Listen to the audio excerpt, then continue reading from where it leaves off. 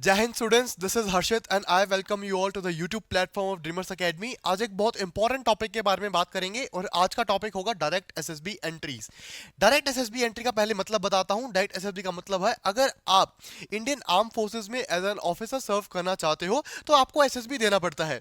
और एसएसबी देने के लिए आपको पहले कोई रिटर्न एग्जामिनेशन देना पड़ता है, जैसा कि हम सब सोचते हैं। क्लास 12th के बाद एनडी का एग्जाम होता है, इवन ग्रेजुएशन के बाद सीडीएस का एग्जाम होता है।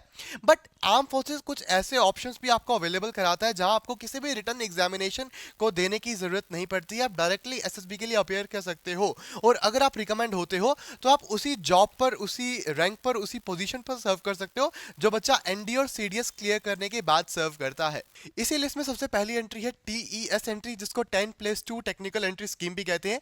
ये एंट्री इंडियन आर्मी निकालती है इंडियन आर्मी में टेक्निकल ऑफिसर की पोजीशन के लिए। और इस एप्लीकेशन के लिए 16.5 से 19.5 साल के अनमैरिड मेल्स अप्लाई कर सकते हैं। इसकी एजुकेशनल क्वालिफिकेशन की बात करें तो बच्चे का रिसेंटली क्लास 12th का एग्जाम क्लियर होना चाहिए, वो भी फिजिक्स, केमिस्ट्री, मैथ की स्ट्रीम में with minimum of 60% marks in this stream. और उसके अलावा बच्चे को जेई मेंस के लिए अपीयर होना जरूरी है, क्योंकि जेई मेंस की मेरिट लिस्ट के बेस पर, उसकी रैंक के बेस पर ही बच्चे को एसएसबी के लिए कॉल किया जाता है। ये एंट्री साल में 2 बार निकलती है और जो बच्चे इसके लिए क्वालिफाई कर जाते हैं, जो बच्चे इसके लिए रिकमेंड होते हैं, उनकी 4 साल की ट्रेनिंग होती है 2 फेज के अंदर। पहले फेज की जो उनकी ट्रेनिंग होती है वो होती है ओटीए गया में, जो एक बेसिक मिलिट्री ट्रेनिंग होती है 1 साल की। उसके बाद जो भी बच्चा अपनी बीटेक के लिए स्ट्रीम चूज करता है, एग्जांपल सिविल, मैकेनिकल और आईटी, उसके अकॉर्डिंग बच्चे को सीटीडब्ल्यू कैडेट ट्रेनिंग विंग में भेज दिया जाता है अगले 3 साल के लिए। और बच्चे की फाइनल पासिंग आउट परेड होती है ओटीए गया में। टीईएस की तरह इंडियन नेवी में भी 10+2 कैडेट्स एंट्री स्कीम होती है, जहां बच्चा टेक्निकल, एग्जीक्यूटिव और एजुकेशन ब्रांच में एज एन ऑफिसर सर्व कर सकता है। इसकी क्वालिफिकेशंस की बात करें तो जो बच्चा 16.5 से 19.5 साल का बच्चा है, और इसमें दोनों मेल और फीमेल इसके लिए अप्लाई कर सकते हैं। इसकी एजुकेशनल क्वालिफिकेशन की बात करें तो जिन बच्चों के पास physics, chemistry, maths class 12th में 70% बच्चों ने स्कोर किया है इस स्ट्रीम के अंदर, और एडिशनली बच्चे के पास 50% से अबव स्कोर होना चाहिए इंग्लिश में, आइदर इन क्लास 10th और इन क्लास 12th, वो इसके लिए अप्लाई कर सकते हैं। और बच्चे को जेई प्री क्लियर करने के बाद जेई मेंस में भी बच्चा अपीयर होना चाहिए इस एंट्री में अप्लाई करने के लिए। जो बच्चे इसमें रिकमेंड होते हैं उन बच्चों की ट्रेनिंग होती है इंडियन नेवल एकेडमी एजिमाला में, जो कि है केरला के अंदर। अगली एंट्री है एनसीसी स्पेशल एंट्री, जो कि एक शॉर्ट सर्विस कमीशन होता है जो यूजुअली 14 साल के लिए होता है।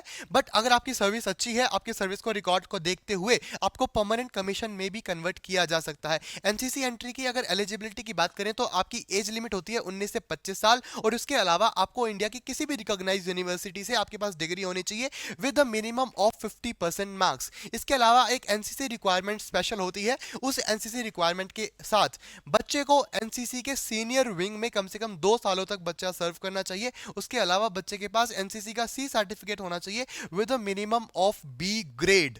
और इसके लिए both male and female can apply for this. और इसकी अगर ट्रेनिंग की बात करें तो इसकी ट्रेनिंग बेटा ओटीए चेन्नई में होती है। वो wards of battle casualties of army personnel, जिनके पेरेंट्स ने किसी युद्ध में, किसी बैटल के दौरान अपना बलिदान दिया था, उन बच्चों के लिए एनसीसी रिक्वायरमेंट की किसी भी चीज की रिक्वायरमेंट की जरूरत नहीं। अगली एंट्री है टीजीसी एंट्री, जिसको टेक्निकल ग्रेजुएट कोर्स कहते हैं। ये एक परमानेंट कमीशन होता है और ये इंजीनियर्स के लिए होता है, ताकि उनको इंडियन आर्मी में सर्व करने का मौका दिया जा सके। इसकी क्वालिफिकेशन की बात करें तो बच्चों के पास ऑलरेडी एक इंजीनियरिंग की डिग्री होनी चाहिए, जिसको बीटेक कहते हैं। और जिस स्ट्रीम में बच्चे ने बीटेक कर रखी है, लाइक सिविल, मैकेनिकल, इलेक्ट्रिकल और कंप्यूटर साइंस, उसके अकॉर्डिंग बच्चों की इसमें वैकेंसीज के फिल की जाती हैं।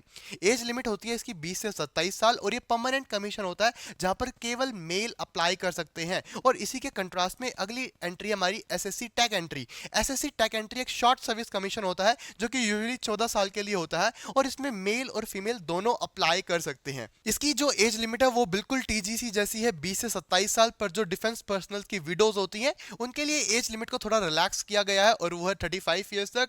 जैसे कि एक शॉर्ट सर्विस कमीशन होता है तो इसकी ट्रेनिंग होती है ओटीए चेन्नई में, वो भी 49 वीक्स के लिए। जबकि जो टीजीसी कोर्स था उसकी ट्रेनिंग होती है 1 साल के लिए आईएमए देहरादून के अंदर। इसके और टीजीसी कोर्स के नोटिफिकेशन साल में 2 बार निकलते हैं, और दोनों को आप ज्वाइन इंडियन आर्मी की वेबसाइट से फिल कर सकते हैं। अगली एंट्री है जैग एंट्री, जहां पर इंडिया में लॉयर्स को इंडियन आर्मी में सर्व करने का मौका दिया जाता है। हालांकि शर्त यह है कि उनकी एज 21 से 27 साल के बीच में होनी चाहिए, और उनके पास एलएलबी डिग्री होनी चाहिए जिसमें उनको मिनिमम 55% मार्क्स उनके पास हो।